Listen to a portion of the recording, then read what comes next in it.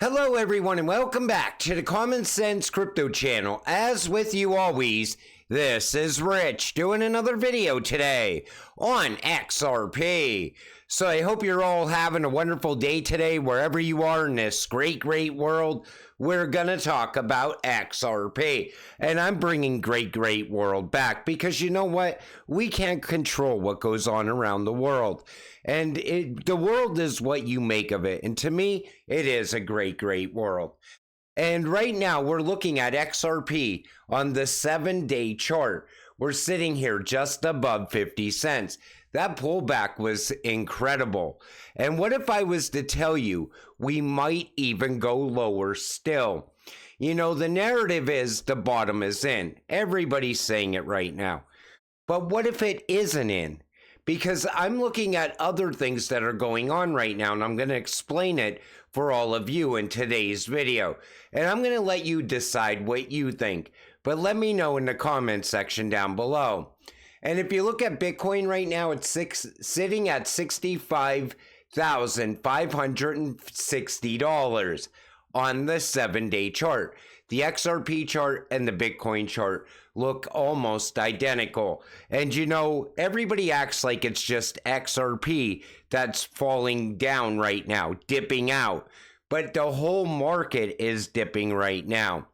And a lot of people thought that Bitcoin was even going to be back up higher than where it is right now today. So here's my thinking. I always go look at the DXY. It's been climbing for a week. When it goes up, crypto goes down. Now we know this, and I've explained this a few times in the past. Whenever the DXY rises, crypto is going to continue to fall in price. Now, we know Israel is planning to retaliate within the next 24 to 48 hours. And even Russia is now moving warships around in the Middle East. So things are escalating a little bit. But, you know, my thinking on this is this had to happen right now for something else to be distracted. This is to distract you from something much bigger, in my opinion. I think, and everything that we see happening is being pushed also because, you know, the US dollar runs on war. The more war that breaks out, the better it is for the US dollar.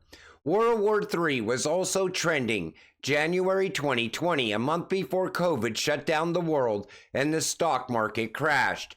Listen, World War III is trending every single week almost. I see it all the time. I don't think we're going into World War III though, but that's the narrative that they like to push because what's the scariest thing that they could sell to people? World War III, because they've been hyping it for years. And now that World War III trends so much, if World War III was to break out, most people would think it's just another day on X. But, you know, the tension that's going on over there, I'd rather see peace happen, honestly. And I see all these people all over X, you know, oh, if war's going to go on, it's going to be great for crypto. And I talked in yesterday's video and I said it's not so great for crypto. And these people, I don't know where they get these ideas from. We need more peace in this world. We don't need more conflict and war. War is good for the US dollar. And I think everybody found that out yesterday when the market dipped out and the US dollar rose in value. So, US officially denies Iran allegedly informed neighbors in the US 3 days prior to the attack. So let's take a look at the DXY, because the DXY tells the story. So here we were on March 10th. Most likely, Iran let everyone know that they were going to attack. What happened? The DXY chart reflected that news. Then we kind of went sideways on the DXY. This is when we started seeing everything escalate and the talks were getting harsher. Let's just put it that way. But then this is when everything broke out. And take notice, the DXY continued to rise. Now you look at the DXY chart there. It looks like a reverse of this right here. So is the DXY going to go higher? That's the big question. And tomorrow we will have a better understanding on what's going on. But I think if there's more conflict between Iran and Israel, absolutely, I think the bottom is not in on crypto yet. Futures will open red and the stock market will be bloody tomorrow. Bitcoin will follow. Best time to buy the dip. Again, people are expecting lower prices. People are now expecting Bitcoin to not achieve as high prices as they originally thought. But my thinking is go back to Brad Garlinghouse. He expects the crypto market cap, the entire crypto market cap, to double by the end of this year. I think Bitcoin is definitely going to have a blow off top, but I think we're going to see a much bigger pullback first. That's just my opinion. Always prepare for anything when you're investing in crypto. And I see people saying, hopefully it goes down under 30 cents for XRP. Hey, let me tell you something. If that happens, I'm buying more XRP. But it's all these ISO cryptocurrencies right now. They're all on sale. All of crypto is on sale. And at some point, this market's going to turn back around and we're going to have a massive run up. It's just a matter of time.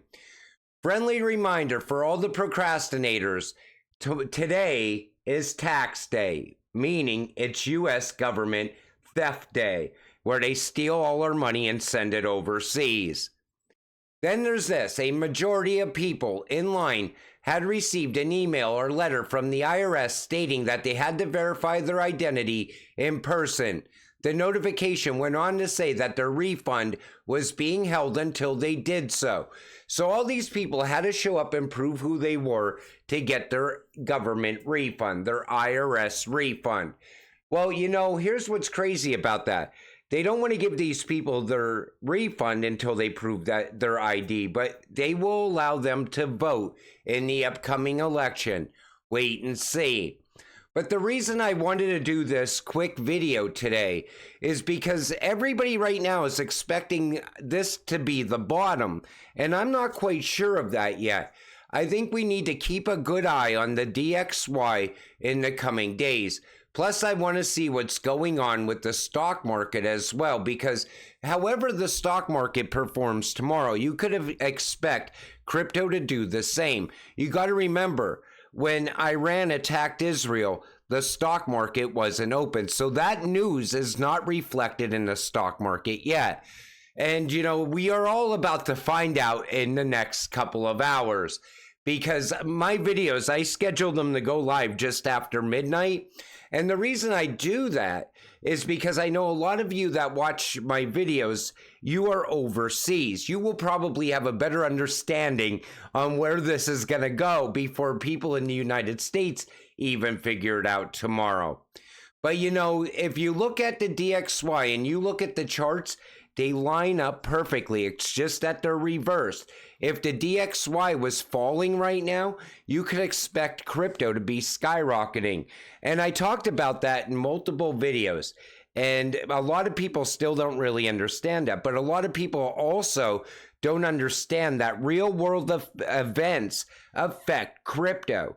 I see people all day today, for some reason, thinking that it was some sort of rug pull. And people are saying, look, the whales are dumping on Bitcoin, on retail. It's like, hello, a war just broke out overseas. And you don't expect that to reflect in the price of Bitcoin? It's absolutely going to. It's going to reflect in the price of stocks tomorrow. But, you know, that's why I even said, once we do finally take off on XRP and we start to achieve high prices, we will look at real world events to try to time the top as well. You know, this is actually, it was better that this happened now instead of when we are in the middle of a massive run-up. That was the only good thing about this, is that it happened right now instead of later.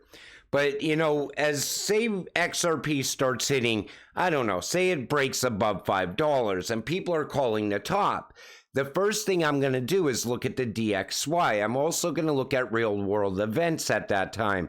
And I'm going to share that with all of you. And that will give us a better understanding on where we're going on XRP. Plus, when we're invested in a utility-driven cryptocurrency, you also got to look at what's going on with ISO. You got to look at how big tokenization is getting. Is tokenization being talked about by more institutional investors? Custody could play a factor. Carbon credits, which they're now starting to really amp up around that once again at the World Economic Forum. But you know, those events play a major factor in your investment. But like I always tell you, you know, until it happens, stay patient, stay positive, and let's get rich together. With that said, I'm going to wrap up this video. I want to thank you all for watching. I appreciate all of you. I'll see you in the next one. Have a great night.